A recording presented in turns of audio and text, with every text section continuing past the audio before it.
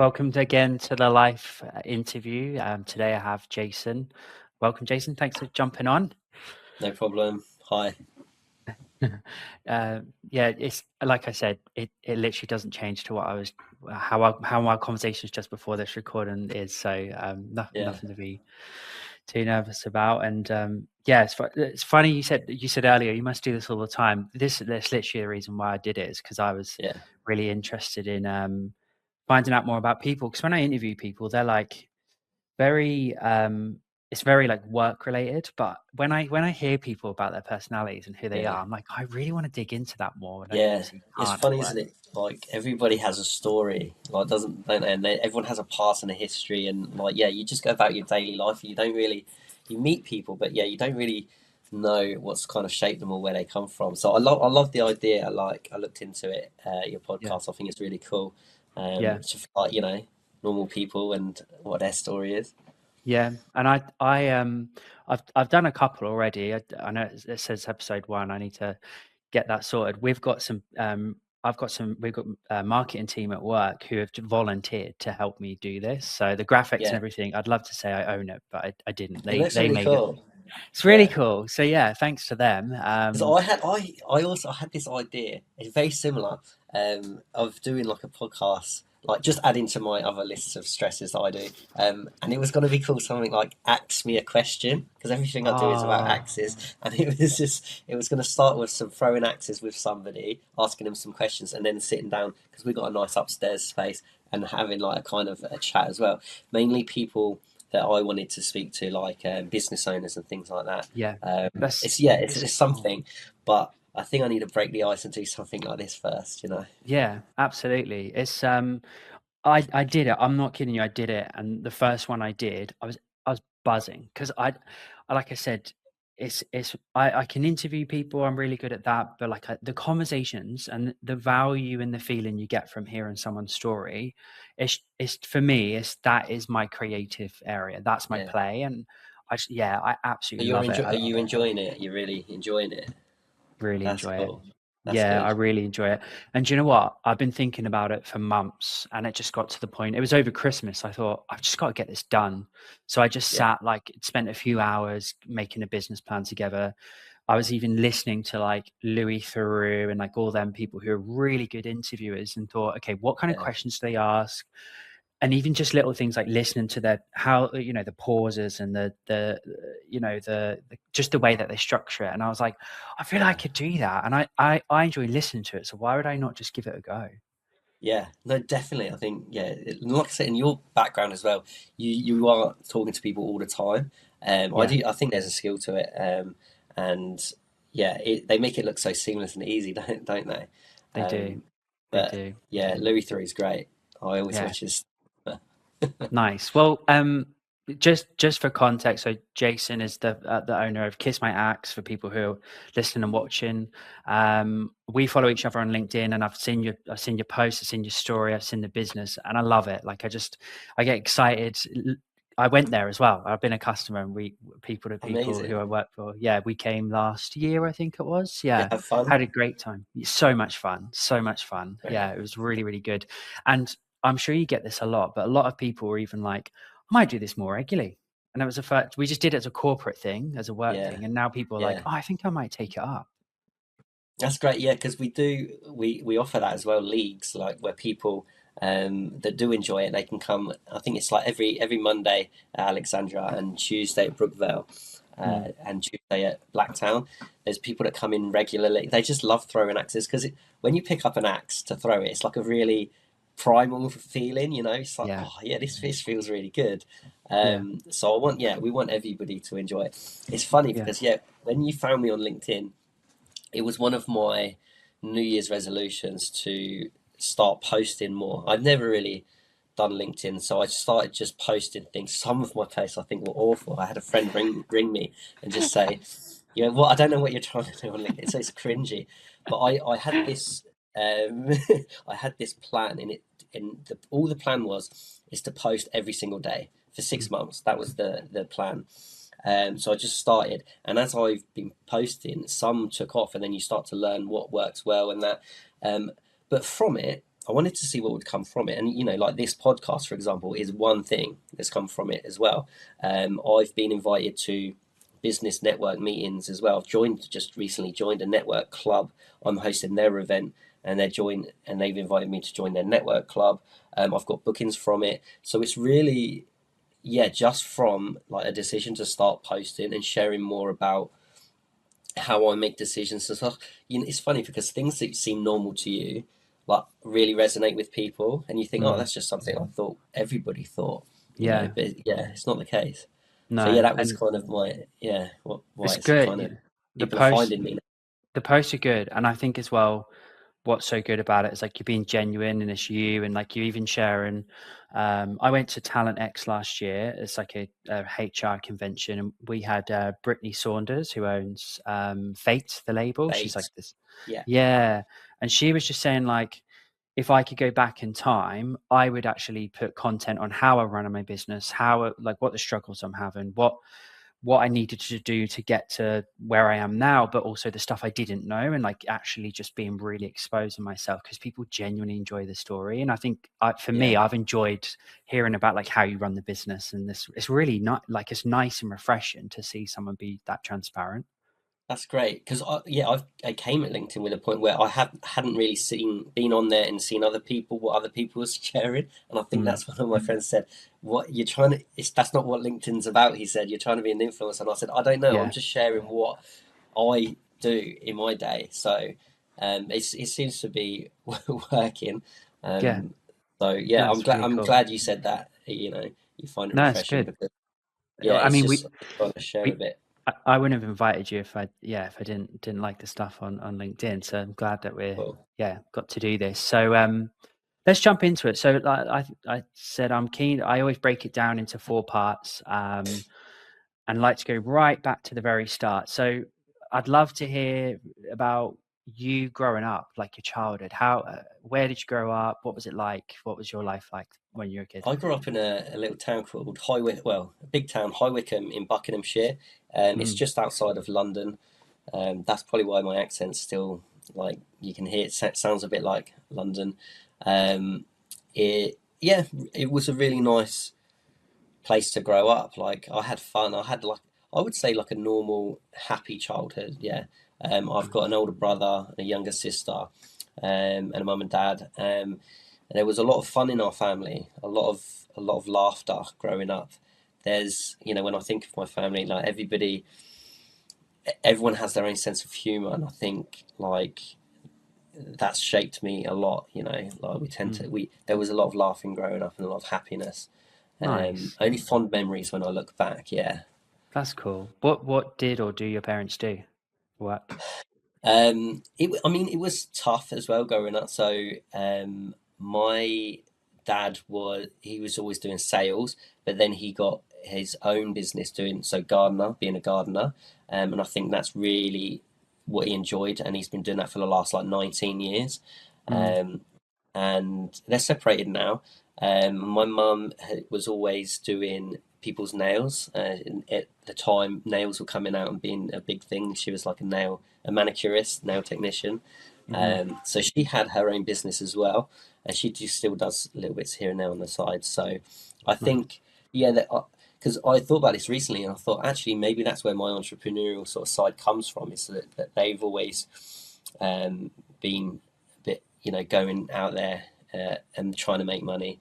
We didn't have much money growing up, and but seeing them work hard, I think I think actually, yeah, maybe that did kind of have an effect on me, Mm. Yeah. So you were the middle child. Would you say, like Yeah. in an argument, was it you who were the one It's who was causing the it's true what they trouble? say about it's true what they say about a middle child. It's like yeah, it's like I had an older brother, so anything I did, he'd already done. And then my younger sister, she's obviously like the little angel. So, but no, my mum would always say, "Oh, I loved you all the same," So yeah, it's pretty Nice. true. Oh, it sounds like a really nice childhood and upbringing. So, Yeah. um, is there anything that you learned from your parents that was quite significant to you? Like, were there any particular lessons you remember? You're like, yeah, I'm so glad that they taught me that. I guess you just kind of you become kind of half your mum, half your dad, don't you? And you kind of take on. Um, I think they have got very good values. You know, Mm, my dad's a really nice guy, really kind, and my mum, she's really loving person. mm, Um, so yeah, I always you always want to kind of be like your parents a bit more, I guess. So yeah. I think I just think yeah, they've got really good values and they care about the right things. Or they're always thinking about other people. You know, that's what Mm, I would say. Both of them are like that. They always do. They never put them. They thinking about it. They don't put themselves first. They always put other people first. nice. Sound very accommodating and hospitable. Yeah, yeah. Nice. And you said they broke up. Were you a kid when that happened? Well, no, it was later on in the years. I was at university. I think I'd just come back from university. Mm, Um, so I was around 18, 19, I think. Um, but I think it was a good decision. You know, mm, it was people. I guess sometimes they grow apart. So it wasn't a bad thing. I know they tried, but mm. I think they're both happier now as well. Good. Mum, they've gone on, met other people, um, and I like to think they're happy. Yeah. Mm. Did it affect you at the time? No, I things. Yeah, I guess maybe I think it affected my siblings more, but I saw it. I think I frame things positively sometimes, but I saw it as a good thing. I thought, oh, it's probably you can't if people don't want to be together, you don't want to force it. So I think it's good to I think sometimes it's good to separate. Yeah. Yeah, So I didn't see it as a bad thing, that's and it good. hasn't been a bad thing. Yeah. Some people can, yeah, it can really traumatize them. So if you, yeah, took it in the Yeah. right I approach think if and, you're younger, I think it can affect you a lot more if you're younger as well. mm, And I know people try to stay. People try to stay in. This is friends I know. They try to stay in relationships to for the benefit of the children, but sometimes I don't think it benefits the children because they're in an mm, environment where there's arguing and stuff, and it's not a great environment. mm, Um, but I'm not here to give relationship advice. I yeah. Why is dad living in the spare room? That kind of situation. don't. Yeah, yeah. Okay. And school? How was school? Oh, yeah. I quite liked school. It was. I mean, no, I didn't. Thinking back, had a lot of trouble thinking, why am I here? Like, looking out the window, just being like, I don't want to be here. I want to be out and free. I felt like it was quite restrictive. Um, but I had it was a nice school. It was a good school. I had good friends. Mm, Um, I got on with a lot of people. Um, it's funny because when I heard something the other day about people with a lot of friends, it's like they like the most people, and that was me. I liked everybody at school, so I was popular because I genuinely like a lot of people, and that's mm, me now. Like I get on with a lot of people because I'm interested, and I walk down the street, hi to everybody, and I want to know about people. So it was quite easy for me school. Like mm, thinking when I reflect on it and think back, I had good friends. I mean, school wasn't easy. There was still I didn't do bad in school. I did okay. It was just something we had to do. I mm, always put in like the minimum effort to get over the line. So if I had to do like homework or something, it would be like the minute, like whatever I had to do just to submit something. Because for me, everything was kind of waste of time. I wanted to just leave and do my own thing. mm. Um, I wish I had like ChatGPT now when I was at school. I would have just seen it would have been so easy. But, Oh, I don't know. You might have lost a lot more brain cells for how people yeah, use it nowadays. probably. Nice. Okay. So school is pretty good. Did you was there anyone like who did you look up to? Who was your influencer as a child? As a child, It's I've been asked this question before as well. When I struggled, I think I looked up to just there's traits in people I like my parents and friends and family. There was never a person or significant person that like people look up to, like football players or things like that. I was into football, Mm. um, but there's never somebody that I would have been like, oh, I want to, be like that person. Um, You didn't get the David I Beckham mohawk. I think I did at one point. I had that David Beckham moment for sure when I had hair. Yeah, um, yeah, I did. But yeah, I think like people I would look up to are just people in my family, sort of thing, like my grandparents, my parents, and I do follow a lot of like now like business like influencers or business people. I look up to them, because I always want to see how they've done it or what they're doing. Mm. Um, I do. I kind of look up to entrepreneurs a little bit. Yeah. Nice. And if you had to pick one, who'd be like your? If I said pick a influencer, who would you pick? Ah, good question. You know who I really like at the moment is a guy called James Sinclair. Okay. Um, I don't know if you've heard of him. No. It's very similar. Well, not similar because he's way ahead of me. He's kind of where I want to be, but he's in the UK and he was known as like the party man because he used to be do like balloons at parties, and he started with childcare centres, like fun, like play centres, and then he's just grown this huge hospitality business, and now he owns like Marsh Farm in the UK, I've and heard of that. Yeah. all these really cool like hospitality businesses, and I've watched him over the years, and um, there was a point where he only had three venues, and he has grown that business now like huge. So when I see someone that's actually been there and done something that I want to do, then I listen. So I think him, Alex Hormozy, obviously, I got a lot of information from him about selling and stuff, Mm. and Ori, the CEO as well. I watch a Stephen lot of Bartlett. those. I went to see him live actually. Oh yeah. They were pretty good in Sydney, and Was that last year yeah, he was there? I think. yeah. So yeah, I look up to those kind of guys just because yeah, the journey they've been on, and they want to again grow something significant as well. Mm. Um, I just feel like they work a lot harder than I do.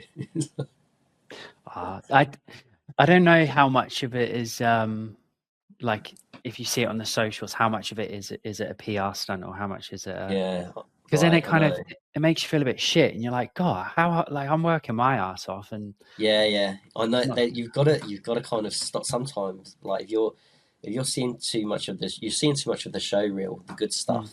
You've got to kind of, and it's saying we share the good stuff as well. Like, like you probably see like all the great things and the fun stuff. Um, you don't see like when it's tough when you're mm, driving between all the three venues and you're rushing to get things done.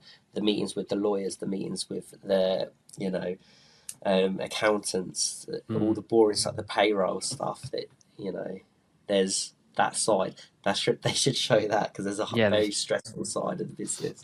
I don't think they'll get as many likes. That's why they don't. If they have people doing that, well, you never know. Yeah, People like I said, I prefer it just to be genuine than yeah, yeah. So yeah, interesting. And was there anything that you wanted to be like as a kid? Is there anything that you aspired to be as an adult? Not it doesn't necessarily have to even be a job, but like what was your vision to be an adult as? yeah. Interesting. So, yeah, there was never like a job. I remember Mm. my school teacher that like they ask you questions, what do you want to be, and you fill in a form, and then it says, "Oh, great, you're going to be a gardener," and you're like, at the time, like, I don't want to be a gardener. Now I think about it, I would not mind being outside and being a gardener. Like they're probably right. I should have gone Yeah. down that path. I didn't really mind what job. I just always wanted to make my own money or have my own business. It was always like I don't like working for other people. I don't do well working with other people, to be honest, or working for somebody. And that's probably a bad trait of mine. It's just like I like where I've succeeded in jobs before is like I've been left to do things, and I've been trusted to do things on my own. Like if I run a Mm, venue, or I've opened venues for other people, that's where I've done well. Um, but when I've had jobs where I'm just doing as I'm told, I don't tend to do those well. And some people do great there, and yeah, that's not me. So I've always aspired to, even when I was a teenager, I'd think if had a goal written down, it would be to own my own business. Yeah. really? Uh, Okay. so I think, Nice. and then getting there, I'm in the kind of point now where I'm like, um, I've met those goals, Mm, so then what's next? So then your goalposts just move, like, and you move your goalposts further out. So now I'm deciding, okay, do I just sit still, which is probably not like me, and just stay with these businesses, or do I grow now and grow it to something big? And so I've got those decisions to make. 'cause it's all fair and well saying, "Yeah, we'll grow," but it's like for you, it's probably a big investment and it's a risk every time that you do that because you have to put money into it, put time, put people into it. So it's yeah, Yes, yeah, it's always that's that it. kind of I could have a very easy life now and just rest on my laurels, mm, like I said, which is not like me, and a comfortable life. mm, Um, but I've got this itch to, put everything on the line. Maybe risk my house and go again. And that's probably what's going to happen, or do I start looking for investment and roll it out? Do I do it myself? mm, There's lots of questions. Ultimately, I want to bring Kiss My Ex to as many people as possible because I know what we deliver is great.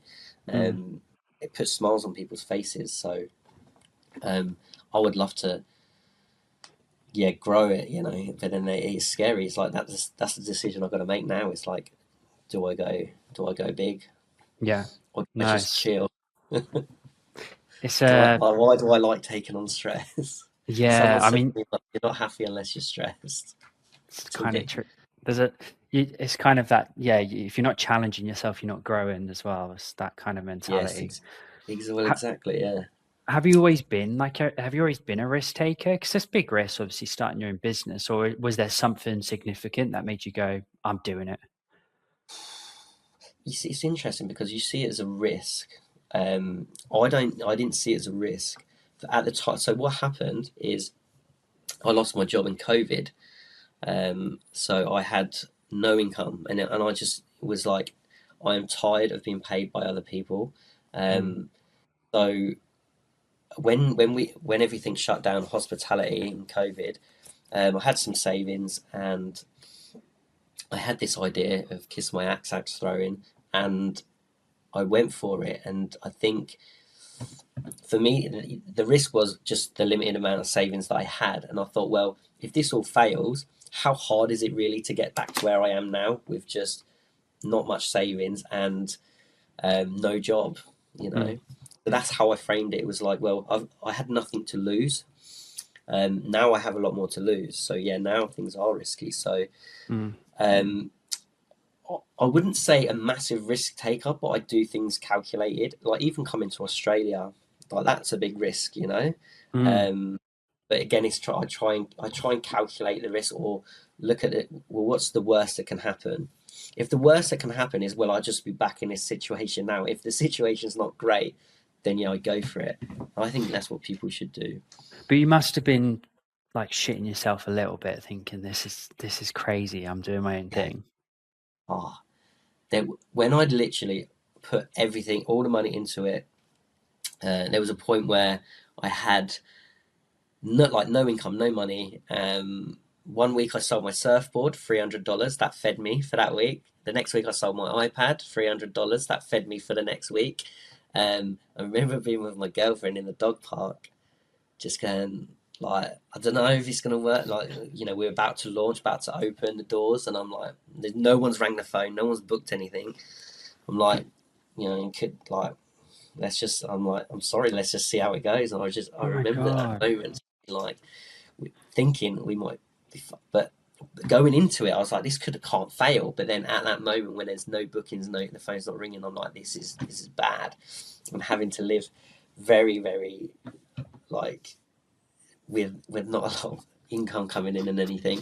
So That was were you pay like you would have been paying rent for the premises, so you're paying rent for yeah, something which no one's using at the moment. You would yeah. you did you have a system up and running as well? You're paying for? So we negotiated a rent-free period to get everything sort of, but everything was people were still like not allowed to go out at the time as well Oh, in so you're still COVID. in So lockdown. you got to remember at the beginning of COVID, well, no one knew how it was going to go. It's like, yeah, we might shut down for a bit, then we'll open.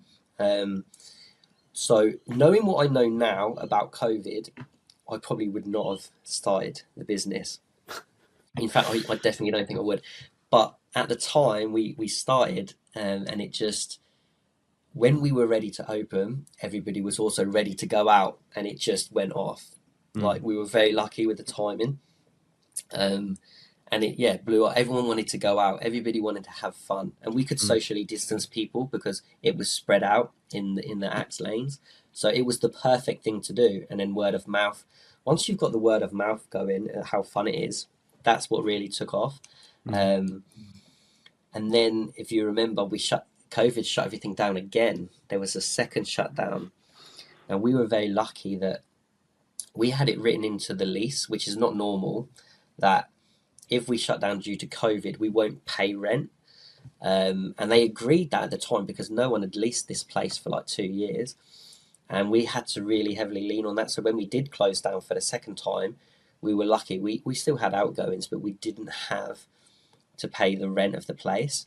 mm, So it was just shut for a while. And we've had that written into every lease since. Like if there's anything like a pandemic and there's a forced government shutdown, that we don't pay rent. So we've just had that like in every lease now, because you nice. never know. Like it was unprecedented, and at the time, the businesses that survived were the ones that had the nice landlords that they didn't have to pay rent. You know, Yeah. so yeah, It was scary times. Like no one had a yeah, it's not clue very what was easy. going on. And I honestly still believe on a mental health um, subject, I think people are still paying the effects of it because, Yeah, like, so much happens. It wasn't just people losing jobs; people were losing lives and family members. I think, yeah, mental health was. I can't remember the stats now, but I remember they reporting like there was like domestic violence went up, suicide rates went up, everything. So I don't think it's going to be one where it's like, oh, it's been a couple of years now, it'll be okay. Like I genuinely think people are still suffering from it.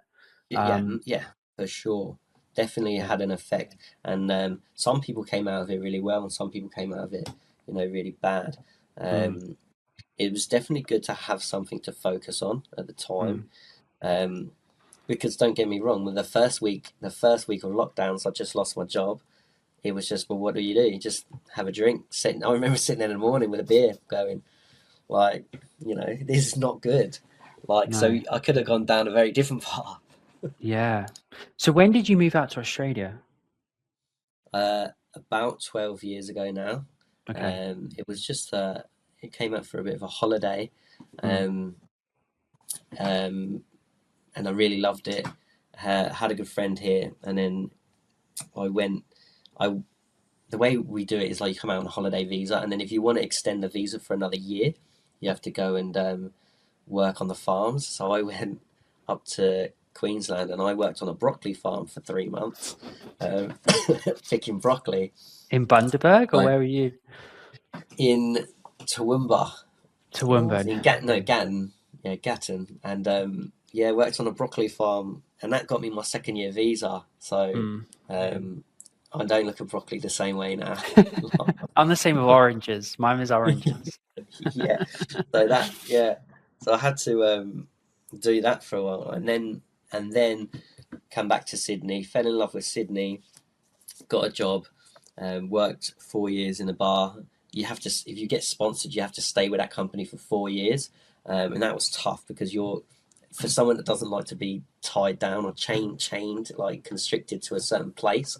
Mm, Um, I felt a bit stuck, but I just put as much effort in as I could, mm, like try to change the way. If you can't change something, you can't change the way you think about it. So I enjoyed it as much as I could, um, and then got my citizenship. Became an Australian citizen. Also along the way, met my beautiful wife, Oh, I didn't want to like get married for a visa because then she could have always been like, "You just married me for a visa." So I wanted yeah, to do it off my own thing. So she knows I married her for the right reasons. nice. Yeah, When I was very similar actually. Traveled, did farm work. Came with my girlfriend at the time, now my wife, and then we got PR and then citizenship. And I said to her, "You're a free woman now. You don't have to rely on me. You can leave if you yeah. want." So where are you from? Norwich. Norwich. Okay, so do you know Revolution Norwich? Yes, I saw you Oh, posted I it closed I down. opened that bar. I opened that No bar. way. Yeah, yeah, yeah. And I opened the Revolution to Cuba over the road. But Yeah, in Tombland. yeah, yeah. That's So that crazy. No that way. was my job was to open all the new Revolution bars around the country.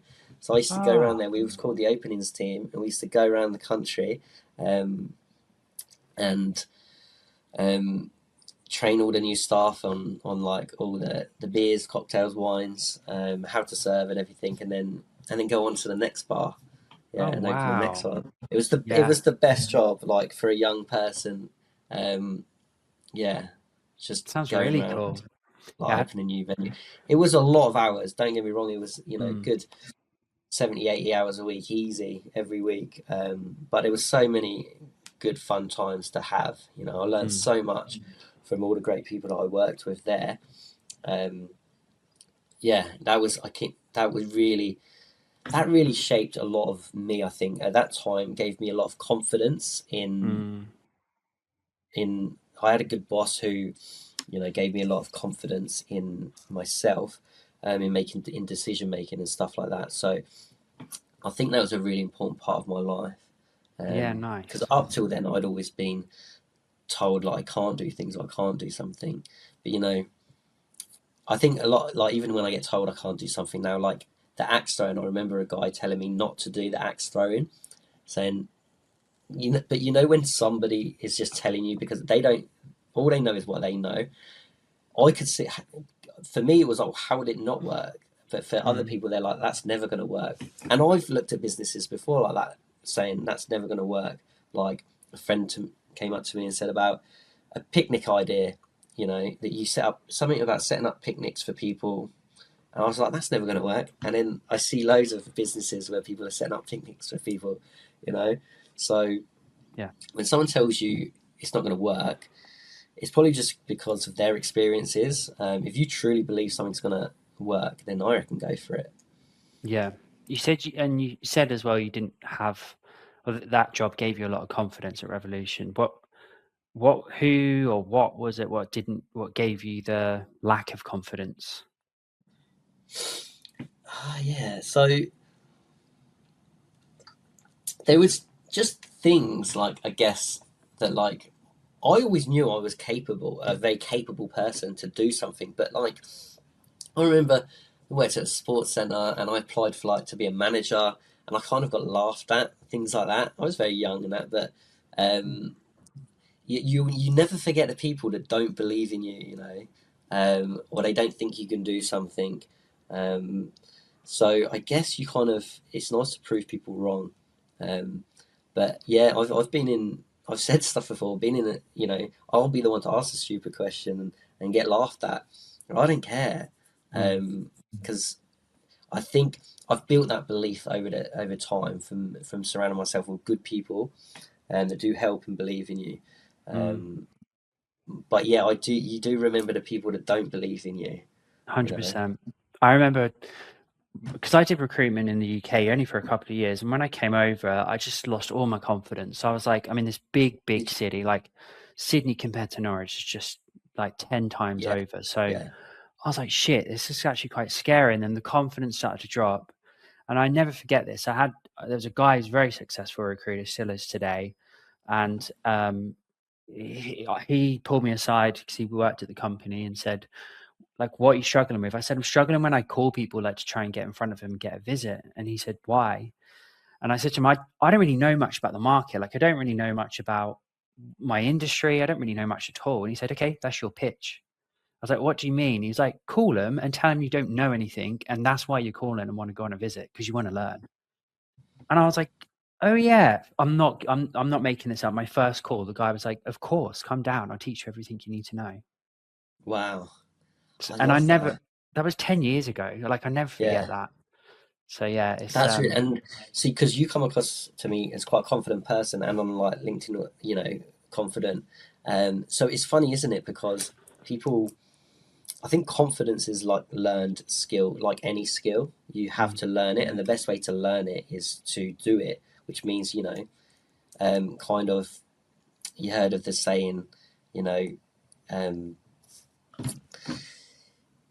like fake it till you make it sort of thing.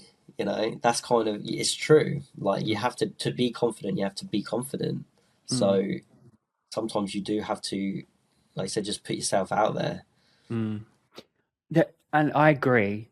The things I've picked up recently from my own, like, I guess, discovery is when you genuinely do something you love and you get a thrill from it, enjoy it, like I was saying with this, the confidence comes. It just comes with it because Mm. you're just in your elements and you're playing, like Yeah, you're in that playful that mindset. Um, yeah, and I've said this loads of times before. There's a couple of podcasts I listen to around like mindset, and there is a break between you're a kid and you get told to play, and it's great because you're discovering new things, you're exploring, you're learning so much when you're just playing, and then all of a sudden you get to an age where you're like, no, don't do that anymore. Be an adult. Stop being a child. Stop acting like a child and stop playing. Now it's time to work and earn a living and make money. And yeah, you just lose all your confidence and I think your creativity. And this I've discovered, and I can tell the people who I'm speaking with they've discovered their play again, their creativity, and gone, I yeah, love this, and I don't need to prove to anyone. I don't need to have like the confidence. I just love it, and I enjoy what I do, and that's why I'm probably confident and good at what I'm doing.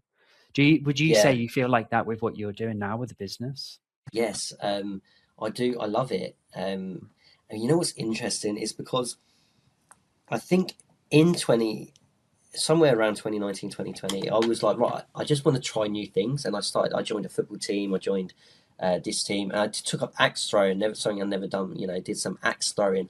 And had I not looked for new things to do, Mm, I wouldn't own an axe throwing business, because I looked at it and I think, well, now I know axe throwing, I also know how to open venues.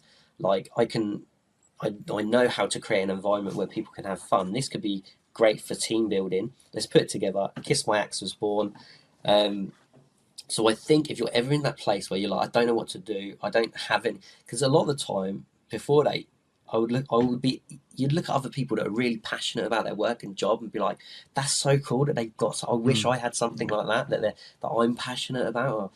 Um, well, you will, but you've got to kind of try loads of different things because you don't know what you're going to like or enjoy. You mm, know, go to a pottery session, see if you like that. I don't know. Like we did it on a date night. That was fun. mm. I'm not going to go and open pottery bars, but it gets you to do something different. You could You got make to the really, pots, put yeah, them on a shelf, and then throw axes at them.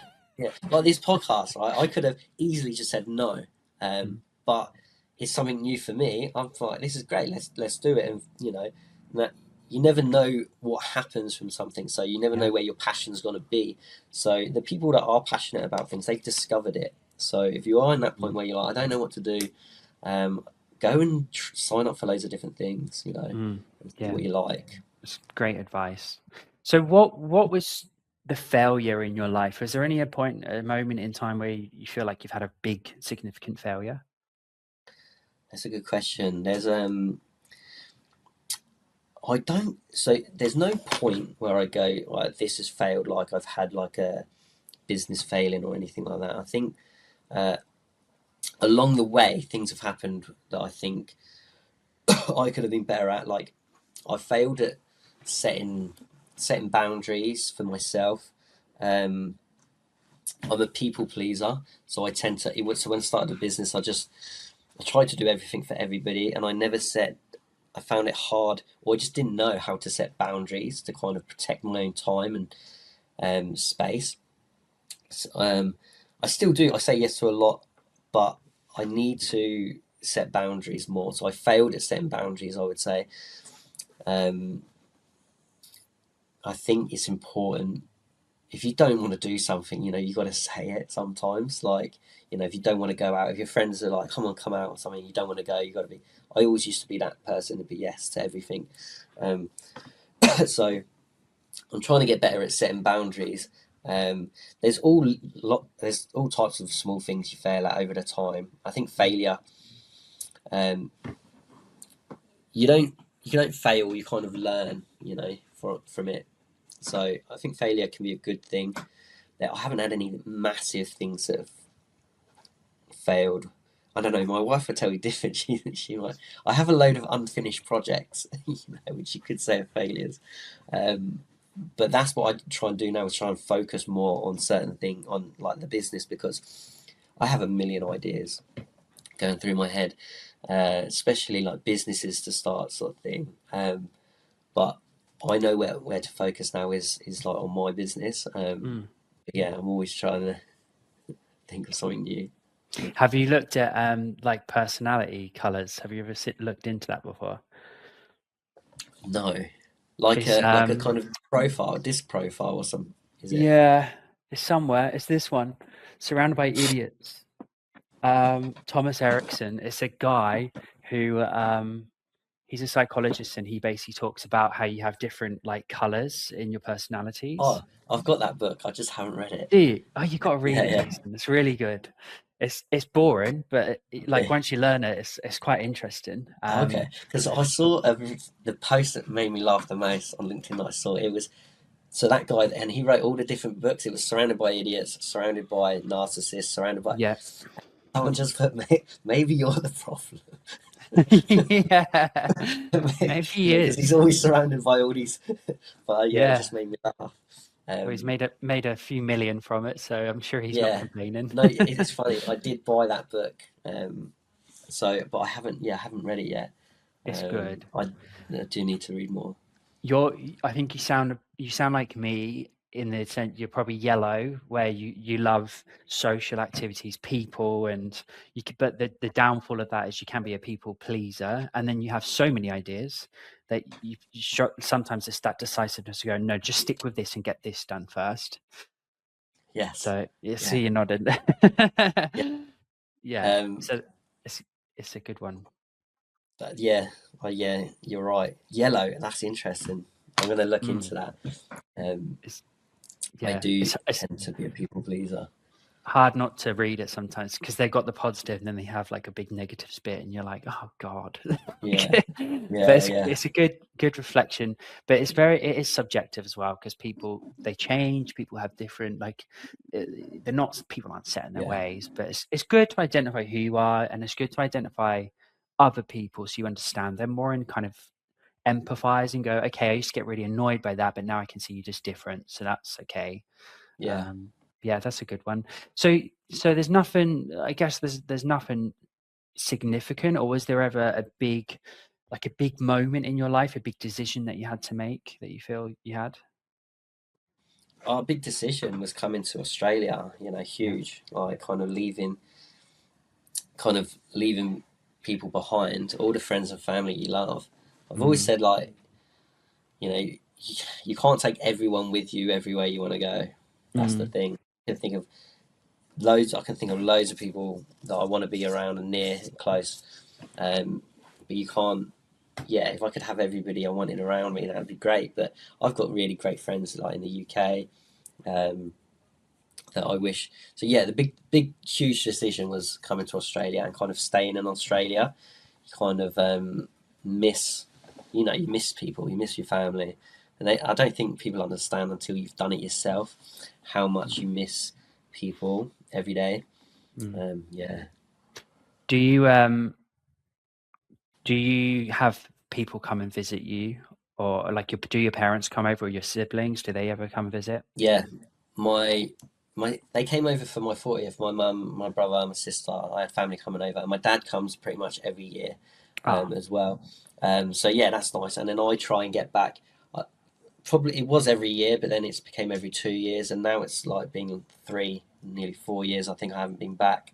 mm, So I do need to go again. I try and yeah. I probably see my parents more than my wife sees hers, who live 2 hours away. Sometimes because Wow. um, it's you just yeah you're so far away, but you try and make an effort for certain occasions. Hmm. Um, so yeah, Do you I'm ever trying to do more do you ever get that guilt feeling when you're not there?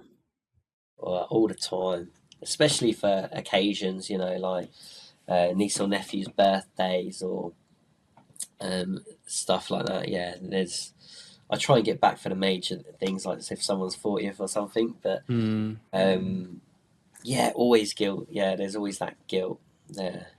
Were you do you think you were you running away from something? Is that why you left the UK? Maybe I just always wanted. I always I wanted to. I like to explore. Um, I always saw like Australia as like a better life. Just like we grow up watching Home and Away, and you're like, you've got the same things in your life, like work, school, or whatnot. But then you've also got like the beaches and the sun, and it's like so.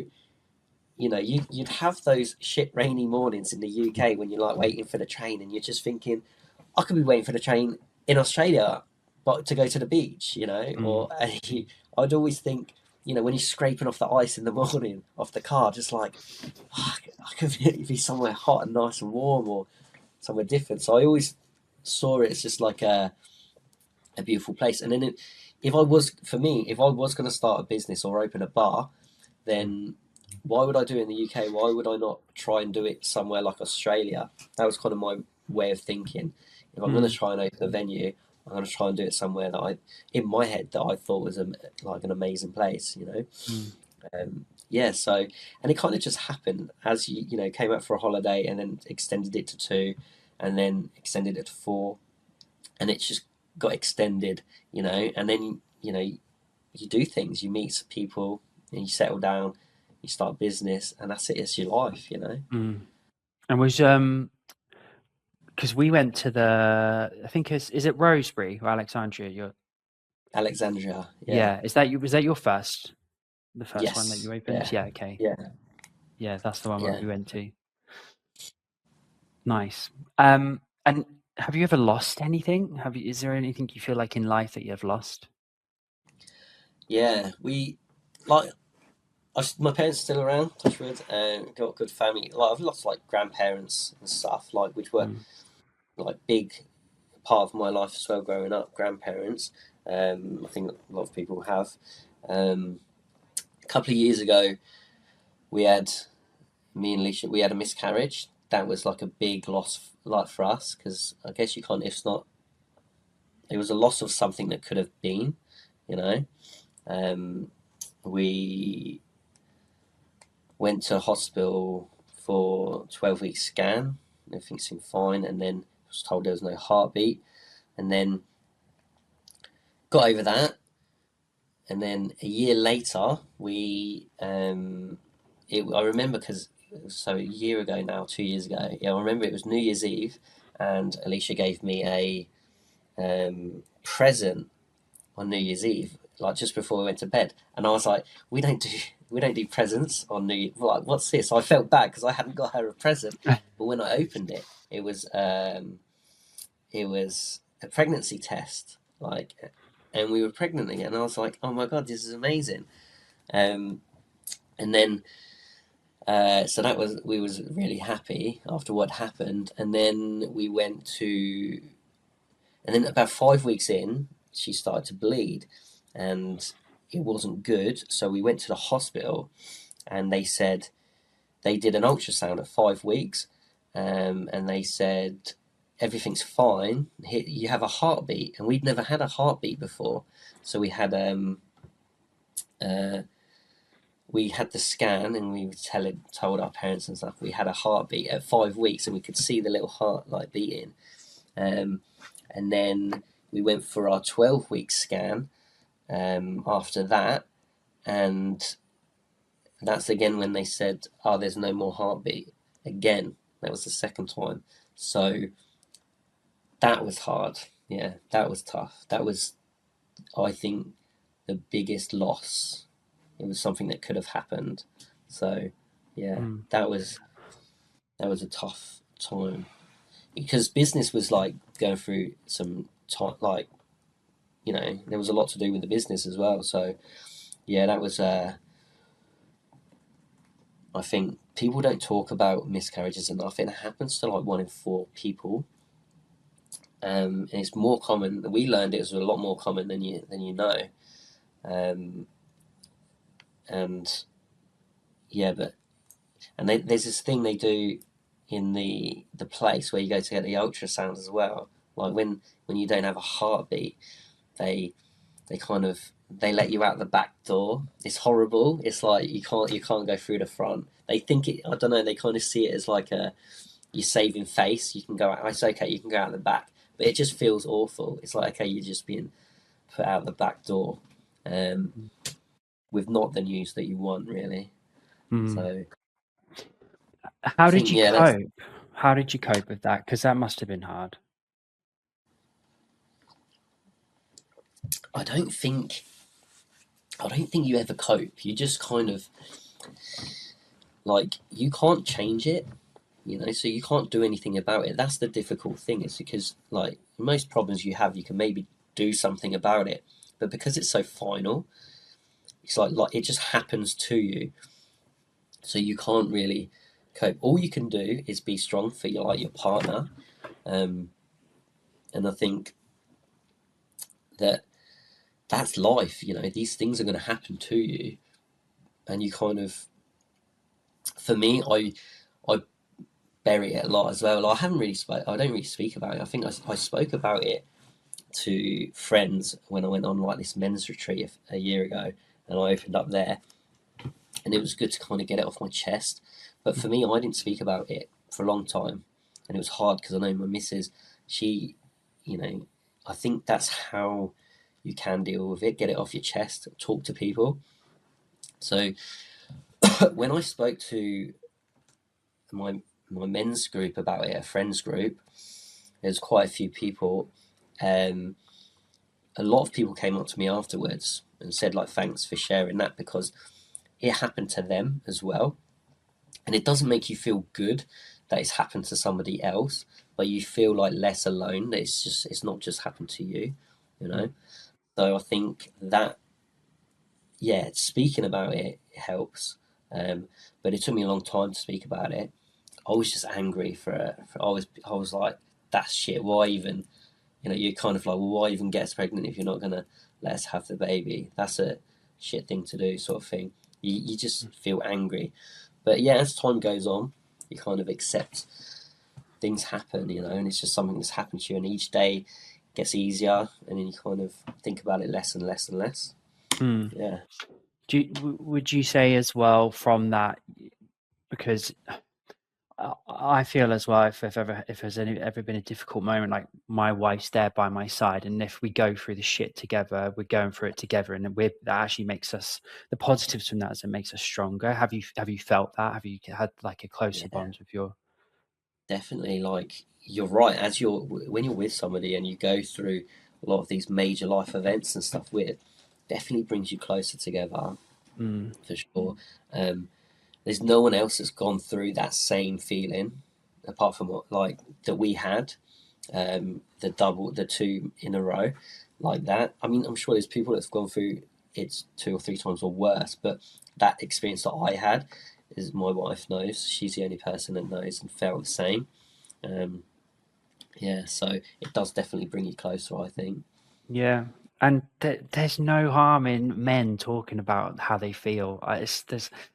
I can't believe it's 2026 and we're still talking about like the Yeah, stigma of having to bottle stuff up. It's just, yeah, yeah, it's okay to feel like shit and down. We don't have to have yeah, this kind of wall of being a man or whatever that's yeah, supposed to be. yeah. You're told sort of like don't not yeah don't like man up, don't talk about feelings. Yeah. And my granddad was very much like that. My granddad was a tough man, a hard man. He'd be Mm. like, man up, like for sure. So yeah, Uh, the well, it's, yeah. Sorry, there's that. Yeah, it's funny. yeah. Well, no, thank you for sharing that. How are you now? How's your partner now? We're okay. Like it is what it is. It's happened. So Mm. yeah, Okay. And in terms of you as a person, have you ever felt like somebody or something has saved you or made you the person that you are today? Um, no, I wouldn't say I like needed saving, or my wife has been great for me, Mm. and she's helped make me the person I am today. There's that saying, behind every great man's a greater woman. I'm not saying I'm a great man, but I definitely understand that saying is um, she does so much for us, and like the business certainly wouldn't be where it is without her. Well, I wouldn't be, like where I am without her. Mm. Um, she pushes me, keeps me in check, keeps my ego in check.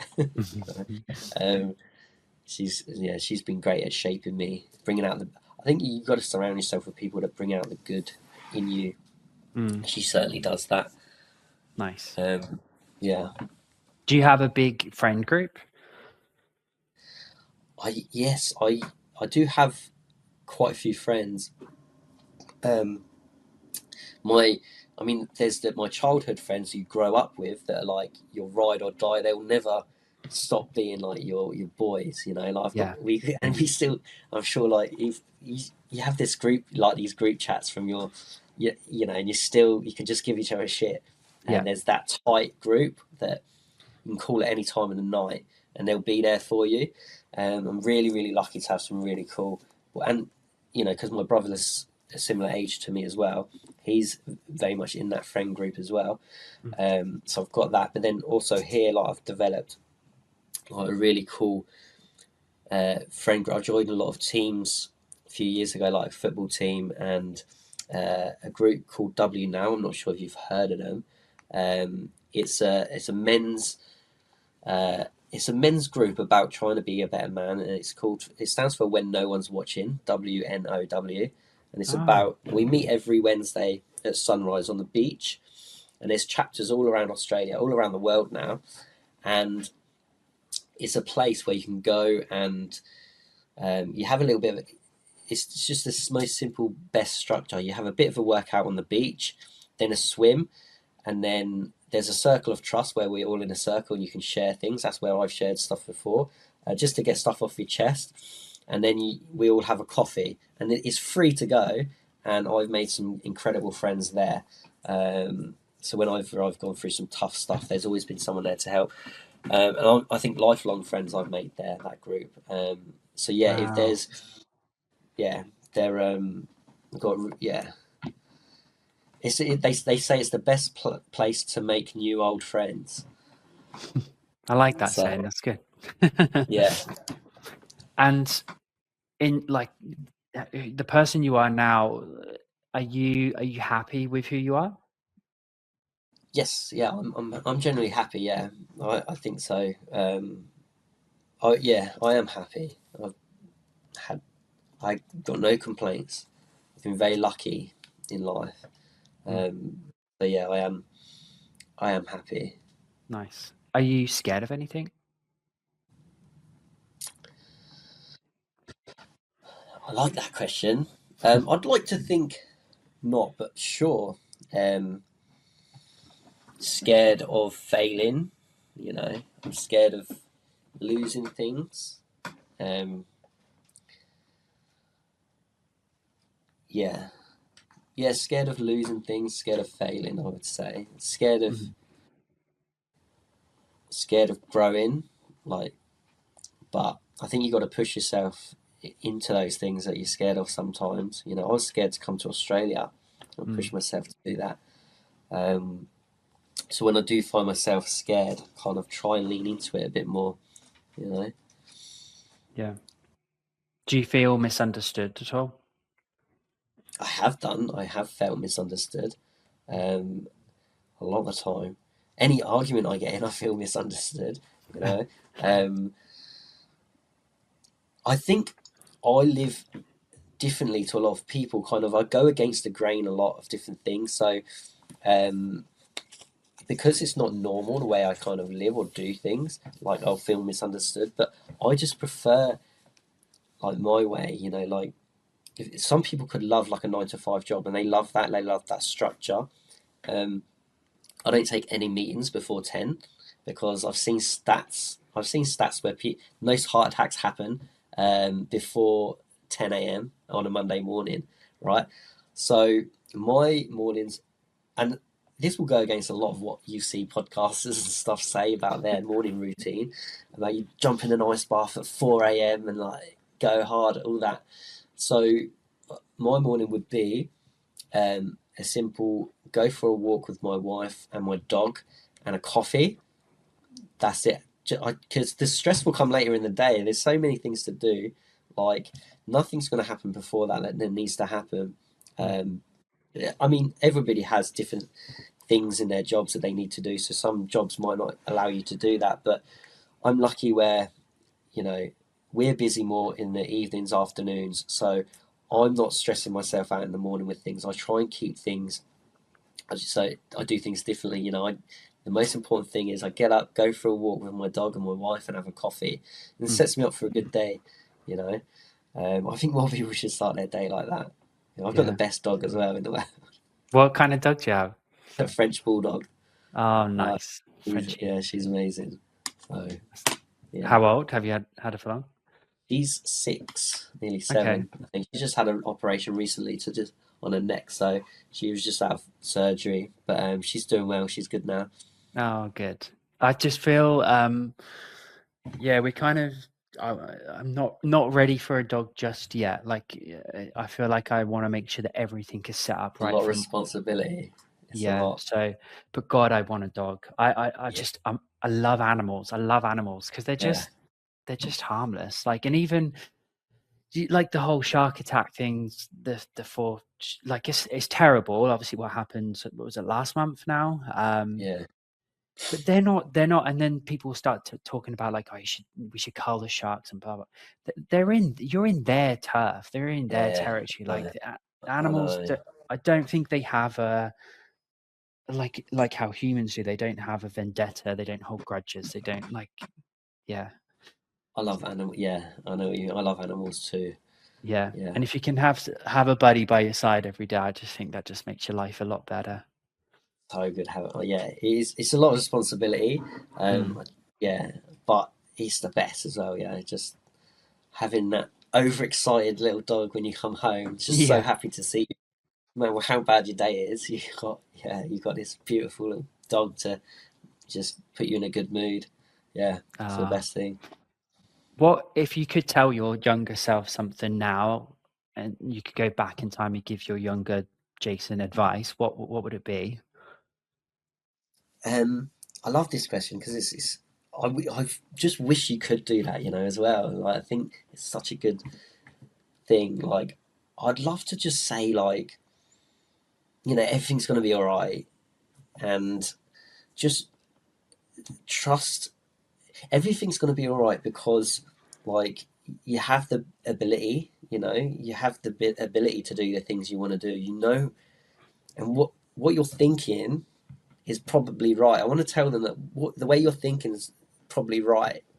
I like trust what you're thinking about. Trust yourself, Mm. because doubts creep in, and I think you've got to kind of stop those doubts. There's a good quote. It says, Mm. "Whether you believe you can or believe you can't, you're right." It might have been Henry Ford. I'd have to check, but I love that quote. If you believe you can or believe you can't, you're right. And I feel like I want to tell my younger self that, like, what you're thinking, then you can do it. You can do what you're thinking you can do. You gave me goosebumps. I literally thought of that quote yesterday. It's so weird that you just Did said it? that. Really? Yeah, That always happens to me. Like, I'll always be saying, I'll say something to my wife, and she'll be like, "I've just thought that." It's so weird, isn't it? it's That so like weird. things are out there. Like, I swear, it's like, yeah, things happen for a reason, don't they? Do you believe in fate? Yeah, yeah, I do. I think that because when things are just really difficult, I think, well, this it shouldn't be this difficult. Probably shouldn't be doing. It's probably the wrong direction. Try to think of it like that. And when things are easy, it's like, okay, then I'm on the right path as well. Like, I don't think I've done things before where I've asked for signs, off like my grandparents and stuff, and then something will pop up, and I'm like, and it's given me comfort in kind of going down that direction. And I'm aware that it's probably I've primed my brain to look at something or look for something maybe, so that I've noticed that sign. But Mm, I like to think though there is something because it's very specific.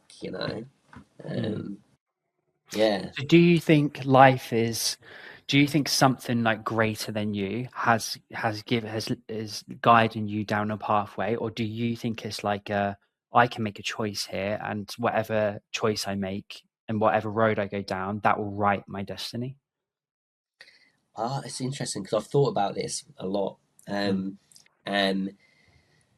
and there's kind of different way, there's different ways that religions look at it as well, and I like the way some of the Buddhists think, I like the way some of the Indians think. But the way I look at I think your life is a timeline, and like this, I think there's certain events that are going to happen that are fate.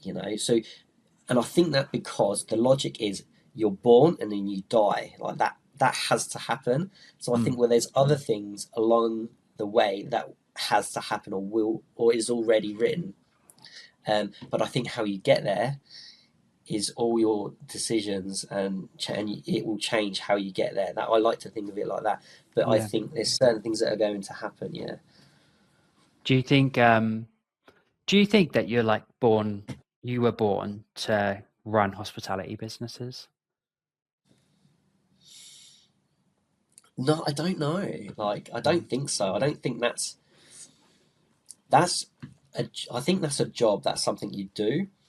I mhm, think the effect you have on people is more important, and I think that's why everybody's kind of here is the kind of everything you say or do to somebody has an impact on them or their life somehow. mm, Anything someone says to you has an impact somehow. So it's not. I don't think anyone's about what they do. It's about who they are, how they are, mm. and that's a reflection of who they kind of around. Yeah, Yeah, nice. Okay. Is there um is there anything that you wish for in life? yeah. I say to my missus about this. Like, it's funny because I, sort of like world peace and all that. But like I do, I genuinely I wish for others to be happy more than myself sometimes. Like, obviously I want to be happy, but when I think about it, I'm like, I wish for I see a lot of anger in the world, and I wish for people to be happier. I think that's kind of why the businesses I kind of start are to put smiles on people's faces. Is like I've always been a kind of caretaker of people, and I want. It sounds cringe, but yeah, what I wish for in life is for people to be happy. Just Mm. majority of people to be happy. Yeah. Were your parents caretakers in that way as well? Do you reckon that's why you like how you are? Oh, for sure they were. They Yeah. were, mate, and quite possibly. Um, no, for sure. Like my mum and dad were always selfless, like making sure everyone's taken care of before themselves, and Mm, that's where I learned that. I started buying presents for my mum and dad because they bought presents for me. I started looking out for them because they looked out for me.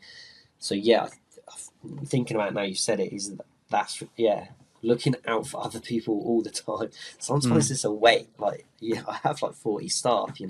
It's like, I have to know when someone's got yoga or when someone's going to school or and you carry this weight of people that you're just trying to make everybody happy all the time. mm. Yeah, no, that's a lot on your shoulders. So what outside of work, what do you do? What's your hobbies? Um, I recently started playing Call of Duty, so I do that quite a lot at Okay. the moment. Yeah. I play football still, soccer, Hmm. soccer in Australia, We'll call it but football. we'll call it football. Um, that I'm still going strong with, or trying to. Um, so I play that, and then like my men's group now that's become a hobby. Yeah, that's cool. I Axe like the throwing sound on a of that. Monday night has become a hobby. Um, they're my hobbies now. Yeah, kind of. And travel. I still love to travel. I haven't for a long time. I need to The next thing is to go on a holiday. Go to Um, Japan. Everyone in Australia is going to Japan. that is where we were thinking of going. That's so funny. 'Cause yeah, that's because I think it's going to be so different, something new for us to see. I like to be around new things. It will give me Mm, ideas for sure. yeah. You know, And what are your values in life? values.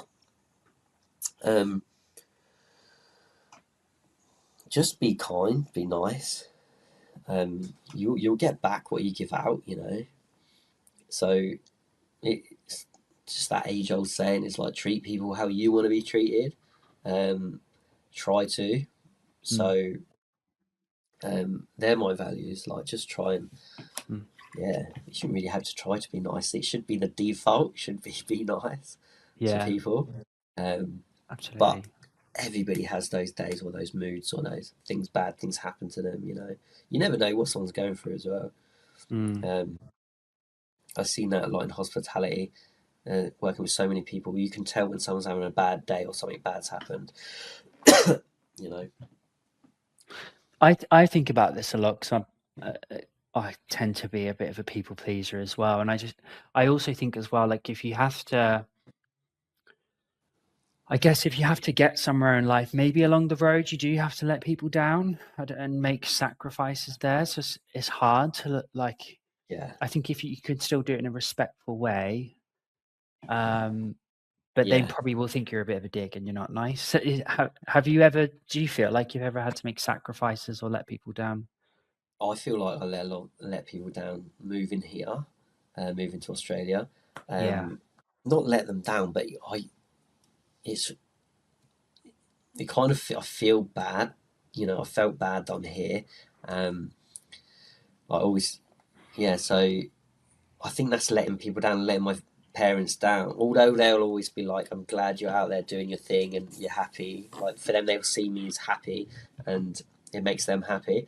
But like I feel like I've let them down just like leaving like 'cause you don't want to leave people Mm. um yeah so Do you know my that's theory? And my theory in that is it's selfish, but in a good way. And I think we yeah tarnish the word selfishness as a really bad thing. And I don't think it is in the right way. So I yeah feel if you're selfish, you're looking after yourself to ensure that you are fulfilled so you can look after other people. So yeah in that, good like way of for looking at it me, yeah, I'm selfish because I yeah moved to Australia and left my grandparents and parents and all my family, but I yeah wouldn't have been a happy person and live my life and be able to give my love back to them if I wasn't selfish for myself.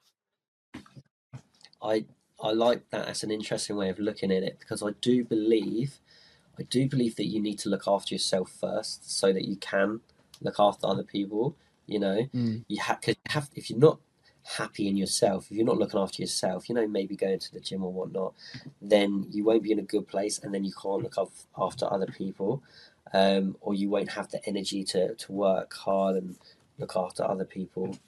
mm, So yeah, I'm a believer in that. Um, so I guess yeah, you're right that the term selfish is people look at it quite negatively, but you do have to be selfish to look after yourself. Yeah, for mm, sure. yeah. No, it's obviously there's being selfish where you're just being a bit of a dick, but it's not. It's Yeah. You can think of yeah, some people, and it's just like, no, you're just a yeah, selfish. yeah.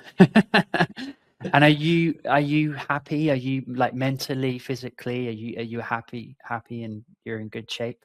Yeah, I think so. Like, um, yeah, I think the way I think by the way I have an outlook on things, like I always think things could be worse. I'm grateful for things. I appreciate the small things. Mm, Um, like coming home to a home after work, or just having a warm shower, having a bath. Like appreciate the small things. A coffee in the morning. A lot of people don't get to do that. So I think I appreciate things. So yeah, I'm happy. Like look, I have my own business. Not many people can say that. So yeah, I'm happy. I've achieved a lot of things I wanted to. mm, Um, I'm grateful. I'm very grateful for things I have. So yeah, I am happy. nice. And business is going well? Oh, it could always go better. You know, it can always be better. Um, but yeah, like it's something that we're growing and we want to grow, and it gives us the life that we have. So very appreciate it. Kiss my axe. Um, It's, do you know what?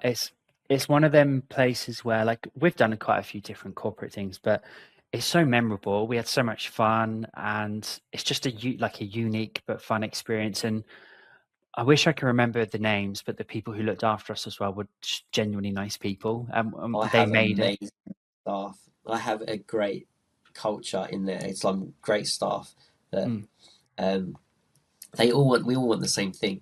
We want to make sure that everyone that comes in has like a good experience or great experience, and that they leave happy. mm, And we've dissected it every moment, like so that everyone, there's a big final and everybody leaves happy. So that's why we've got such good reviews. But mm, the staff I have are great, and we've selected some good people because they're all like actors or in plays and stuff, and they're very theatrical kind of type of people that we mm. go for. So they always deliver like a really good experience. They're very out there, I wish I was that confident when I was that age. To a lot of them, they're quite out there. But I'm very blessed to have such a good team and a good set of managers as well Mm. to handle But that. they I genuinely mean this, like, they wouldn't be happy in their job, and they wouldn't be doing what they're doing. You wouldn't get the outcomes that you have if it wasn't led from the top. So you're clearly doing something right there. You're running a very successful, happy business. You sounds like you've got the right principles in place, the right values there, and like most people leave because of their managers. That's why they leave a job. It's not their I job. appreciate I appreciate that. Yeah, we haven't. We have very good staff retention that people stay for a long time, like Mm, years, which is in hospitality. You'd know this that people it's quite high staff turnover. mm, Whereas we would only people would only leave us if they're kind of in the next stage of their career, like they finish university or they go in to find their real job or whatnot.